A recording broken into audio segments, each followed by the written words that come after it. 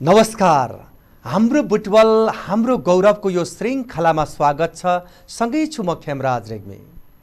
विशेष गरी बुटवल महानगरपालिका र बुद्ध सामुदायिक टेलिभिजनको सहकार्य हाम्रो बुटवल हाम्रो गौरव कार्यक्रम हामीले प्रस्तुत गर्दै आएका छौँ। विशेष गरी समग्र उपमहानगरपालिकाको विकास र उन्नतिमा के गर्न सकिन्छ र सँगसँगै नगरपालिकाका जनप्रतिनिधिले कस्तो भूमिका खेल्नुपर्छ यो सन्दर्भलाई हामीले उठान गर्दै आएका छौँ। पछिल्लो समय कोभिड-19 कोरोना भाइरसले समाजमा पारेको प्रभाव, आम नागरिकमा परेको पीडाको सन्दर्भलाई हामीले उठान गर्दै आएका छौँ। अहिले विशेष गरी उपमहानगरपालिकाले कोभिड नियन्त्रणमा आम नागरिकको जीवन रक्षाका निम्ति खेलेको भूमिकालाई हामीले आजको प्रस्तुतिमा विशेष ढङ्गबाट प्रस्तुत गर्दैछौँ। आउनुहोस् आजको प्रस्तुतिमा हामी त्यही सामग्री प्रस्तुत गर्दैछौँ। हाम्रो बुटवल हाम्रो गौरव कार्यक्रममा आज हामीले कोभिड र यसले आम नागरिकमा पारेको प्रभाव, उपमहानगरपालिकाले खेलेको भूमिकालाई उजागर गर्नेछौँ। पहिलो लहरभन्दा दोस्रो लहर अलि बढी नै घातक भएको हुँदा कयौं नागरिकले ज्यान गुमाए, कयौं जीवन र मृत्युको दोसाँधमा अल्झन बाध्य भएका छन्।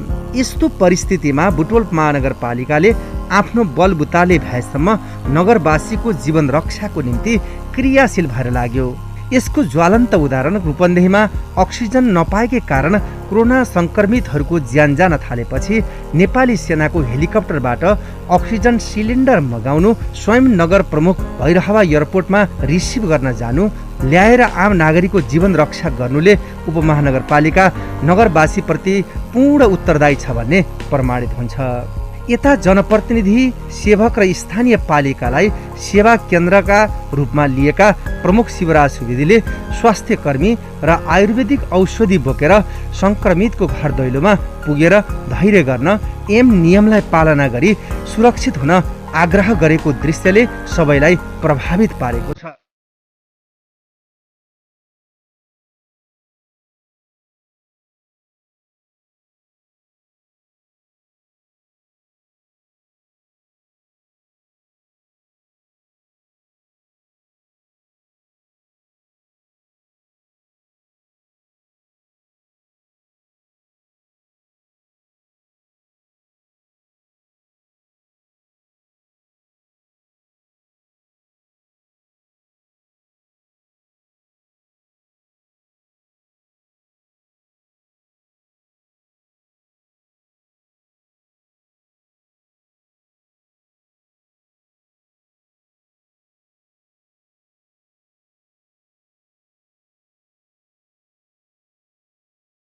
एउटा संक्रमितले 24 घण्टामा गर्नुपर्ने व्यवहार, आहार विहारदेखि लिएर व्यायाम र एउटा चाहिँ सकारात्मक सोच राख्नका निम्ति काउन्सिलिङ गर्नुहुन्छ, अभिमुखीकरण गर्नुहुन्छ र उहाँको सङ्क्रमण मुक्त बनाउनका निम्ति हामीले कोसिस गरिरहेका छौँ।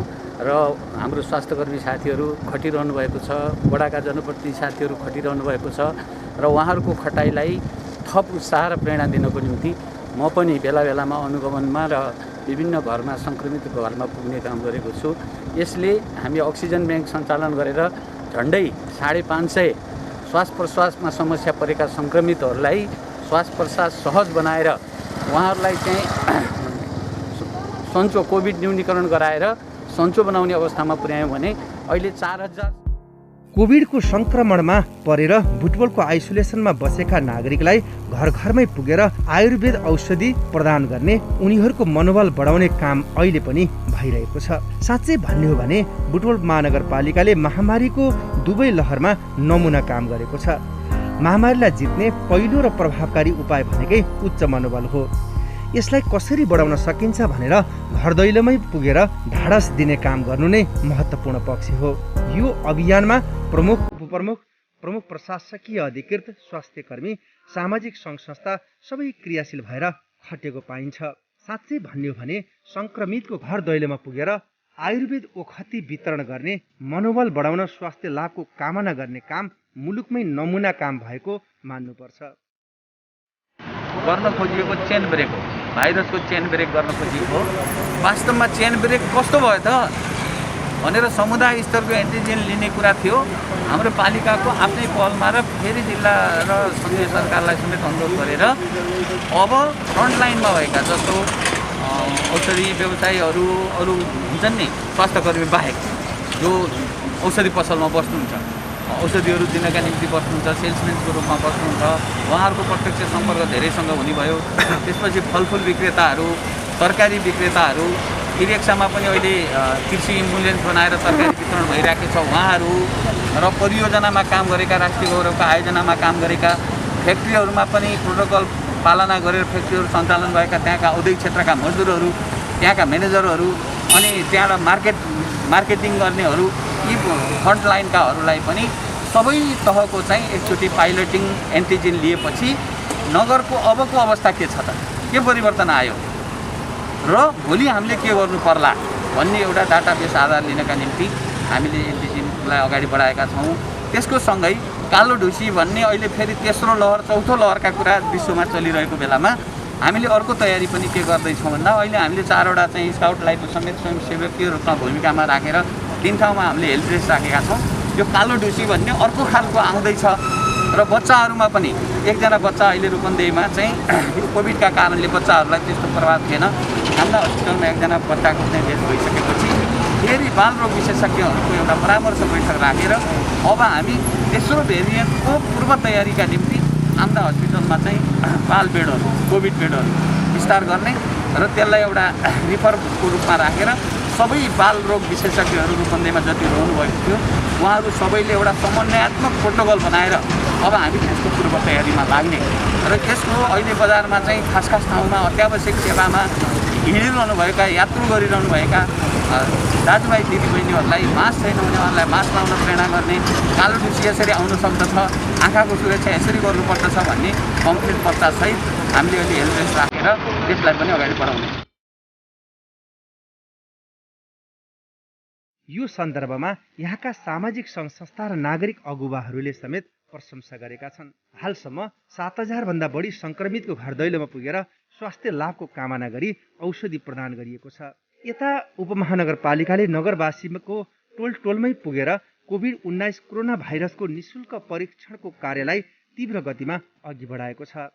बुटोल उपमहानगरपालिकाले सबै वार्डमा धेरै संक्रमित भेटिएका र जोखिमपूर्ण क्षेत्र पहिचान गरी एकसाथ धेरैजनाको एन्टिजेन विधिबाट परीक्षण गरेको छ। सबै नागरिकलाई उपमहानगरपालिका जनप्रतिनिधि तथा विज्ञहरूले सकारात्मक सन्देश प्रवाह गर्न र मनोबल उच्च राख्न आग्रह गरेका छन्। जनस्वास्थ्यको संवेदनशीलता र महामारी विरुद्धको जारी अभियानलाई प्रभावकारी बनाउन एकैपटक सबैतिरबाट परीक्षण गरिएको हो। वाडा र स्वास्थ्य कर्मीलाई जिम्मेवारी तोकेर फिल्डमा परिचालन गरिएको छ। महामारी नियन्त्रणका लागि बुटवलले महत्त्वपूर्ण काम गरेको छ। संक्रमितलाई हौसला बढाउन आयुर्वेद ओखती बोकेर भिटामिनहरू र जरुरी परेका अक्सिजन सिलिन्डर नै बोकेर बुटवलका जनप्रतिनिधि स्वास्थ्य कर्मी घर दैलोमा पुगेका छन्। यो बेला आफू जोगिनु र अरूलाई जोगाउनु हो। महामारी अहिले पनि नियन्त्रण भइसकेको छैन। यति बेला सतर्क र संयम रहनु हाम्रो दायित्व हो। नगर प्रमुख शिवराज सुवेदी नगरवासीमा यस्तो सन्देश प्रवाह गर्नुहुन्छ। आदरणीय नगरवासी आउनुभएका दाजुभाइ दिदीबहिनीहरू, अहिले दोस्रो लहरले हामीलाई अत्यन्त अक्रान्त पारेको छ र आज झन्डै हामी 40औं दिनसम्म यो निषेधाज्ञाको रूपमा छौँ र यो निषेधाज्ञा मार्फत हामी यो कोरोनाको दोस्रो लहरलाई चेन ब्रेक गर्न चाहन्छौँ र यति बेला बुटोल उपमहानगरपालिकाले सङ्घीय प्रदेश सरकारसँग मिलेर अब सबै समुदाय स्तरमा जो सङ्क्रमित घरमा हुनुहुन्छ, सङ्क्रमितका सम्पर्कका परिवारजन हुनुहुन्छ, त्यसपछि सबभन्दा अगाडि सरेर तरकारी व्यवसाय गर्ने, दुग्ध व्यवसाय गर्ने, फलफुल व्यवसाय गर्ने र अग्रिम मोर्चाका समुदायलाई पनि हामीले चाहिँ एन्टिजेन परीक्षणको प्रक्रिया अगाडि बढाएका छौँ र यो जाँच प्रक्रियाबाट सामान्य स्थितिमा फर्किँदा पनि यो कोरोना भाइरसबाट सुरक्षित हुनका लागि सामाजिक दूरी अपनाउनु पर्ने, स्वास्थ्य प्रोटोकल अपनाउनु पर्ने र आफै सो नियम पालना गर्न सके मात्रै हामी कोभिडबाट बच्न सक्ने रहेछौँ भन्ने दृष्टान्त दोस्रो लहरले हामीलाई छोडेको छ। दोस्रो लहरपछि अब हामी तेस्रो लहर, चौथो लहरको कुरा पनि विश्व स्तरमा चर्चामा आइरहेको छ। यो दोस्रो र तेस्रो लहरलाई रोक्नका लागि र यो विशेष गरी बालबालिकासँग पनि जान सक्दछ भनेको हुनाले 14 वर्ष मुनिका बालबालिका जो दाजुभाइ दिदीबहिनीहरूको घरमा 14 वर्ष मुनिका बालबालिका छन् तिनको हिफाजत गर्ने, तिनलाई सामाजिक दूरी, मास्क लगाउने र भुलचालमा चाहिँ जानबाट रोक्ने काममा हामीले चाहिँ सो नियम पालना गर्न सहयोग गर्नु पर्यो। सबै घर घर जनले यो कुरालाई पालना गर्नु पर्यो भने बुटोल उपमहानगरपालिकाले आम्दा हस्पिटल बाल केन्द्रित कोभिड भाइरस सम्बन्धी उपचारका लागि कोभिड अस्पतालको रूपमा अगाडि बढाउनका लागि हामी यहाँ पहल गर्दैछौँ र रूपन्देहीका सबै बाल विशेषज्ञ डाक्टर साहबहरूको परामर्श बैठक पनि बुटोल उपमहानगरपालिकाले राखिसकेको छ। सङ्घीय सरकारले सबै हस्पिटलहरूमा 20% बालबालिकाका लागि छुट्याउने भनेर निर्देशन दिइसकेको छ। त्यसको तयारीका लागि सबै हस्पिटलहरूलाई पनि बुटोल उपमहानगरपालिकाको तर्फबाट बैठक बोलाएर उहाँहरूलाई आफ्नो पूर्व तयारीको लागि भनिएको छ भने हाम्रो प्रादेशिक हस्पिटलमा झन्डै 9 करोड बराबरको विगतमा हामीलाई अक्सिजनको जुन एकछिन समस्या पर्यो र हामीले विभिन्न ढङ्गले आपूर्तिका लागि धेरै मेहनत गर्नु पर्यो। त्यसका निम्ति अब अक्सिजन प्लान्टसहित कोभिड बेडहरू, आइसियु बेड, एचडियु भनेको अक्सिजन सहितका बेड र अरू जनरल बेड पनि भोलि कोभिडको कुनै पनि महामारी आउँदाखेरि विगतमा जस्तो बेडको अभावका कारणले सेवा नपाउने स्थिति नरहोस् भनेर प्रादेशिक हस्पिटल अनि आम्दा हस्पिटल त्यसपछि चाहिँ थप व्यवस्थापन गर्ने र अरू निजी क्षेत्र देवदह मेडिकल कलेज क्रिम्सन अनि अर्को सरकारी हस्पिटल भीम हस्पिटल र चाहिँ अर्को चाहिँ भैरवा मेडिकल कलेजलाई समेत त्यो तयारीका निम्ति अगाडि बढ्न भनिएको छ र अब आउँदा दिनमा सबै हामी नागरिक नै सचेत हुँदाखेरि यो राम्रो हुन्छ र बुटोल उपमहानगरपालिकाले आफ्ना 8 जनाको टिम बनाएर सबै सङ्क्रमितको घर घरमा आयुर्वेदिक औषधि त्यसपछि भिटामिनहरू सहित पुग्ने र काउन्सिलिङ गर्ने काम हाम्रो स्वास्थ्यकर्मीले गरिरहनु भएको छ र अब भ्याक्सिन पनि क्रमशः आउँदैछ। क्रमशः आएको भ्याक्सिन मापदण्डमा आधारित भएर हामी त्यो भ्याक्सिनलाई चाहिँ व्यवस्थित ढङ्गले लगाउने छौँ। जुन मापदण्डका लागि भनेर तोकिएको मापदण्डमा आएको भ्याक्सिनलाई हामीले उपयुक्त ढङ्गले तोकिएका व्यक्तित्वहरूलाई लगाउने छौँ र क्रमशः भ्याक्सिन आउँदै जाँदा क्रमशः हामी भ्याक्सिनलाई पनि अगाडि बढाउने छौँ।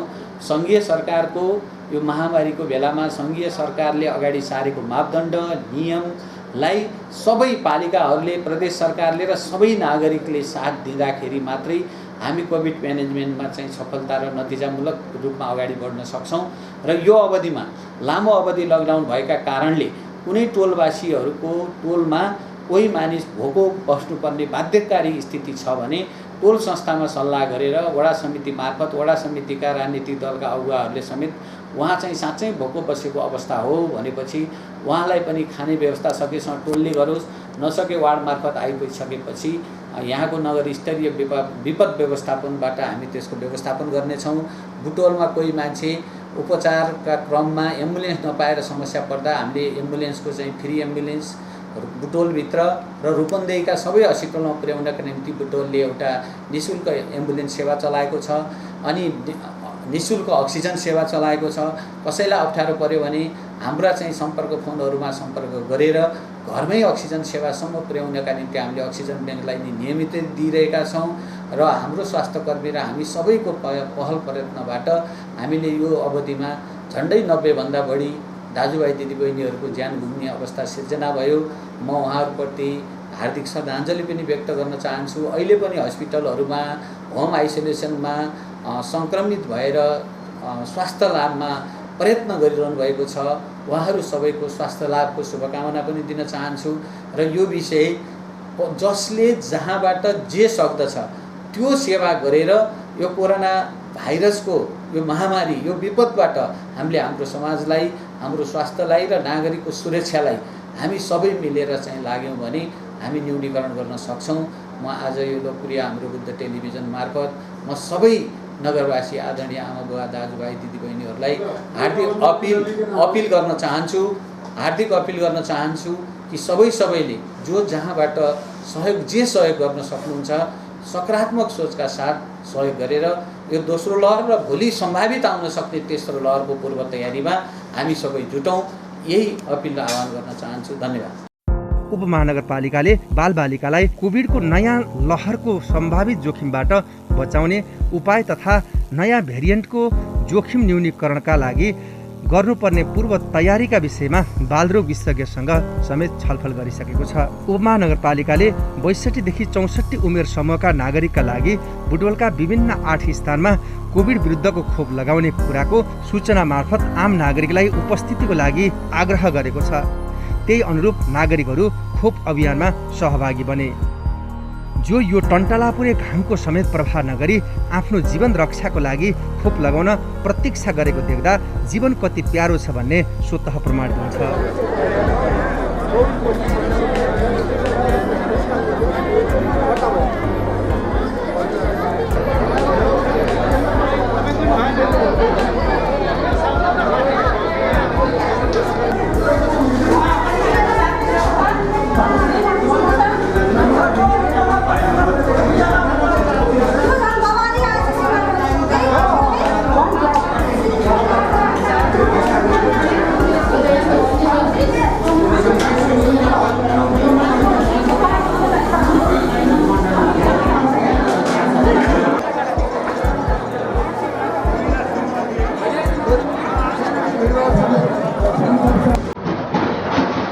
बुटवल उपमहानगरपालिकाका कतिपय जनप्रतिनिधिहरू कोरोना महामारीको चपेटामा परे।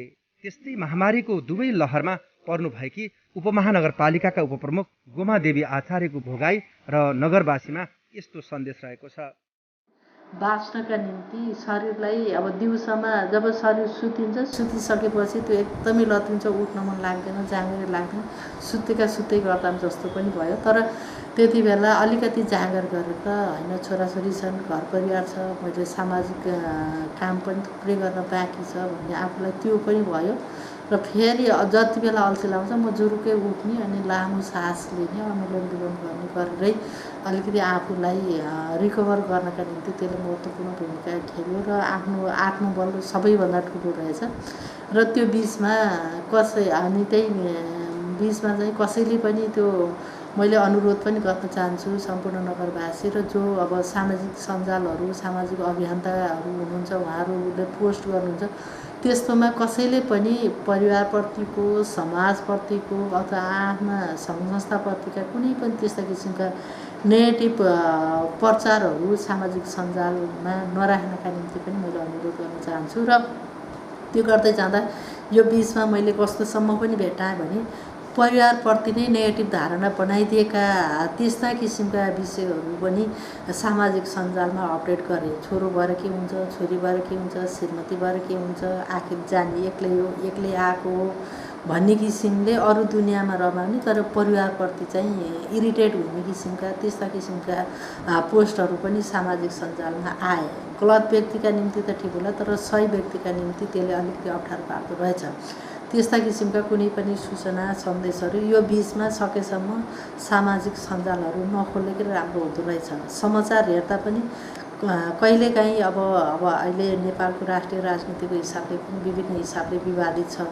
त्यो विवादित समाचार हेर्दा पनि इरिटेट जस्तो भइसकेपछि त्यो पनि मैले बन्द गरेँ, केही समय बन्दै गरेँ।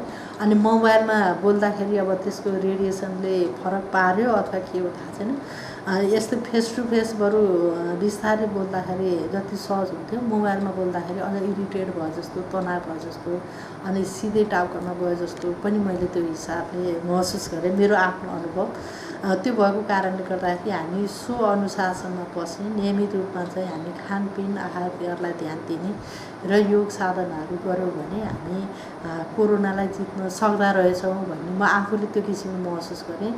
र झन्डै अब 90 त के भनौँ 94बाट तल गइसकेपछि धेरै साथीहरू हस्पिटल भर्ना भएका उदाहरण पनि छन्।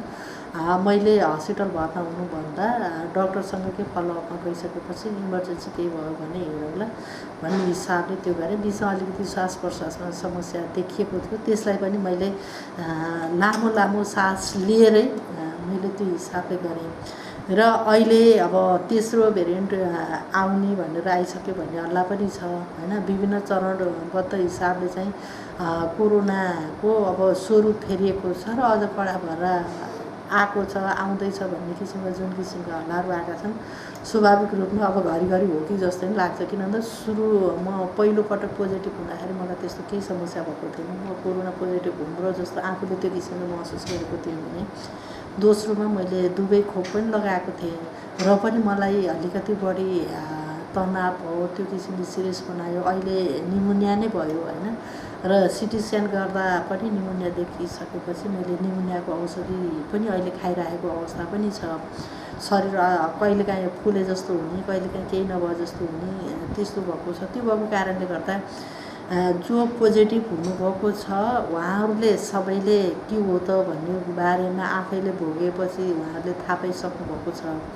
कसैलाई चाहिँ अब सिटी भ्यालु कम भएको मान्छेलाई धेरै सताएको अवस्था पनि भएन। पहिलोपटक पोजिटिभ भएको मान्छेलाई केहीलाई त्यति अप्ठ्यारो किसिमको लक्षणहरू नदेखिकन नेगेटिभ भएको पनि अवस्था छ। तर मलाई अहिले पटक केही भएन, केही हुँदो रहेछ भन्ने हिसाबले जसलाई बढी अप्ठ्यारो पारेन त्यो किसिमको व्यक्तिहरूले पनि लिनु भएन। र जो अहिलेसम्म पोजिटिभ हुनुभएको छैन उहाँहरू जसरी तपाईँहरू अहिले आफ्नो सतर्कताका साथ जोगिनु भएको छ त्यो हिसाबले कोभिड-19 को अब जुन स्वास्थ्य मापदण्ड छ त्यो स्वास्थ्य मापदण्डलाई सबै नागरिकहरूले पालना गरौँ। आफू बचाउँ, आफूलाई बचाउँ भन्ने जुन अभियान छ, जुन नारा छ, त्यसलाई हामी आत्मसात गरौँ र हामी नियमित रूपमा साबुन पानीले हात धुने कुराहरू, सेनिटाइजर प्रयोग गर्ने कुराहरू, मास्क प्रयोग गर्ने कुरा, मास्क प्रयोग गरिसकेपछि त्यसलाई डिस्पोजल गर्ने कुरा, सुरक्षित हिसाबले त्यसलाई व्यवस्थापन गर्ने कुराहरूमा सबै साथीहरूले ध्यान दिनका निम्ति पनि म अनुरोध गर्न चाहन्छु। र अहिले विभिन्न पालिकाहरूमा, बुटुल उपमहानगरपालिका मात्र होइन, विभिन्न पालिकाहरूमा दोस्रो चरणको खोप सुरुवात पनि भइरहेको अवस्था छ। त्यति मात्रै होइन, अहिले बुटुल उपमहानगरपालिकाले हामी जति बेला अब फेरि दोस्रो चरणको कोभिड-19 प्रवेश हुँदै थियो, फेरि सुरु भएको थियो, त्यो अवस्थामा हामीले हाम्रा नागरिकहरूलाई कुनै पनि हालतमा चाहिँ सुरक्षित राख्नुपर्छ भनेर मेरो संयोजकत्वमै अक्सिजन ट्याङ्क हामी स्थापना पनि गऱ्यौँ। र सुरुवातीमा हामी तयारी कतै न कतैबाट पुगेन, केही साथीहरूले ज्यान गुमाउनु पर्ने परिस्थिति पनि सिर्जना भयो। त्यसमा हामी अत्यन्त दुखित पनि छौँ। र भोलिका दिनमा सबै साथीहरूले जो पोजिटिभ हुनुभएको छ उहाँहरूले मलाई नेगेटिभ आयो के अरे भनेर भन्दा पनि पोजिटिभ भएकै अवस्था होस् अथवा नेगेटिभ भइसकेपछि पनि सबै साथीहरूले कम्तीमा छातीलाई एक्सरे गरेर आफ्नो छाती सुरक्षित गर्नका निम्ति म कुन अवस्थामा छु, मेरो छाती ठिक छ कि छैन भन्ने विषयमा पनि सचेत रहनका निम्ति पनि मैले अनुरोध गर्न चाहन्छु। धेरै साथीहरू नेगेटिभ भइसकेपछि पनि मृत्युवरण गर्नुभएको छ, त्यसमा हामी अत्यन्त दुखित पनि छौँ। त्यो भएको कारणले गर्दा एक्सरे गरेर आफ्नो छातीलाई ठिक छ कि छैन भन्ने कुरामा चेक गर्ने कुरा, नियमित रूपमा डक्टरहरूको फलोअपमा रहने कुरा, र सबैभन्दा महत्त्वपूर्ण चिसो चिज सकेसम्म सेवन नगरौँ। जे चिज खाए पनि हामी तातो खाऊँ, फ्रिजको खानेकुराहरू नखाऊँ। हामी जङ्क फुडहरू यस्ता कुराहरू अनि अलिकति चिल्लो भएका चिजहरू हामी नखाऊँ। त्यो हिसाबले हामी सो अनुशासनमा रह्यौँ भने हामी सुरक्षित रहन सक्छौँ। र जो पोजिटिभ भएका छौँ त्यो पोजिटिभ भएका साथीहरू पनि हामी अलिकति आत्मबल, मनोबल उच्च राखेर हामी योग साधनाहरू गर्ने र कोभिड-19 को मापदण्ड पूर्ण रूपमा हामी पालना गर्न सक्यौँ भने निको हुँदा रहेछौँ। त्यो भएको कारणले गर्दा सबै साथीहरू, सबै उद्योगी व्यवसायी साथीहरू, अनि राजनैतिक दल लगायत सामाजिक अभियन्ता र आम नागरिक सबैलाई आफू बचाउँ अरूलाई बचाउँ भन्ने अभियानका साथ सुरक्षित रहनका निम्ति र बुटुल उपमहानगरपालिकाले अगाडि सारेका योजनाहरूमा तपाईँहरूको सहकार्य सधैँ रहनेछ भन्ने समेतको विश्वासका साथ सबै साथीहरूलाई कोभिड-19 सदाका लागि हामी सबै मिलेर हराउन सकौँ भन्ने कुराको समेत मैले सन्देश दिन चाहन्छु, शुभकामना दिन चाहन्छु। धन्यवाद। बुटुल महानगरपालिकाले कृषि क्षेत्रमा नियमित अनुगमन, अति आवश्यक सकारात्मक सुझाव सल्लाह दिने काम गर्दै आएको छ। कृषिमा आम नगरवासीलाई उत्साह जगाउन थुप्रै तालिमहरू दिँदै आएको उपमहानगरपालिकाले यो महामारीका बीचमा पनि धैर्य भएर आफ्नो कृषि व्यवसायलाई अगाडि बढाउन हौसला दिएको छ। कोरोना महामारीको कारण सबैतिरको अवस्था अस्तव्यस्त नै छ। यो परिस्थिति भनेको आफू जोगिनु र अरूलाई जोगाउनु नै सबैभन्दा महत्त्वपूर्ण उपाय हो। उपमहानगरपालिकाका जनस्वास्थ्य शाखाका प्रमुख उमा थापा यसो भन्नुहुन्छ। अहिले यस कोभिड महामारीको दोस्रो लहरमा म सम्पूर्ण नगरवासीहरूलाई अहिले नियन्त्रणको अवस्था जस्तो देखिएको छ। कोभिड थोरै यसको ट्रेन्ड चाहिँ डिक्रिज भइरहेको देखिए तापनि यहाँहरू सम्पूर्णलाई फेरि पनि तेस्रो लहर आउने सम्भावना रहेको हुनाले जनस्वास्थ्यको मापदण्डहरू पालना गरिदिनु होला, भिडभाडमा नगइदिनु होला, भोज भतेरहरू यो अवस्थामा नगरिदिनु होला र यो तेस्रो लहरमा चाहिँ पहिलो र दोस्रो लहरले प्रभाव जति पार्यो तेस्रो लहरमा चाहिँ अझ हामी सचेत हुनुपर्नेछ।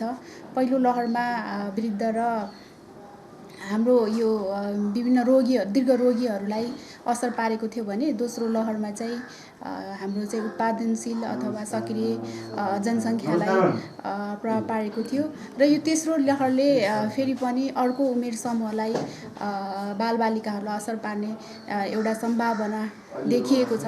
त्यसले गर्दाखेरि यहाँहरू सम्पूर्णले फेरि पनि सचेतना अपनाएर जनस्वास्थ्यका मापदण्डहरू पालना गरेर यो कोभिडलाई रोकथाम तथा नियन्त्रण गर्नको लागि सहयोग गरिदिनु होला भन्ने अनुरोध। कोरोना महामारीले विश्व वातावरण नै अस्तव्यस्त पारिरहेको यो विषम परिस्थितिमा आम नागरिकको जीवन रक्षा गर्ने दायित्व र जिम्मेवारी त्यहाँको सरकारको हुन्छ।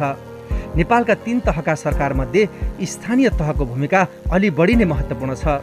बुटवल महानगरपालिकाले आम नगरवासीलाई आफू जोगिने, भिडभाडमा नजाने, स्वास्थ्य मापदण्डलाई पूर्ण पालना गर्ने, आफ्नो मनोबललाई उच्च राख्न पटक पटक आह्वान गर्दै आएको छ। हामी पनि पूर्ण अनुशासनमा रहेर आफू जोगिने, अरूलाई पनि जोगाउने काममा लाग्यौँ भने महामारीबाट विजय प्राप्त गर्नेछौँ। यसतर्फ सबैले सकारात्मक सोचेर अगाडि बढौँ।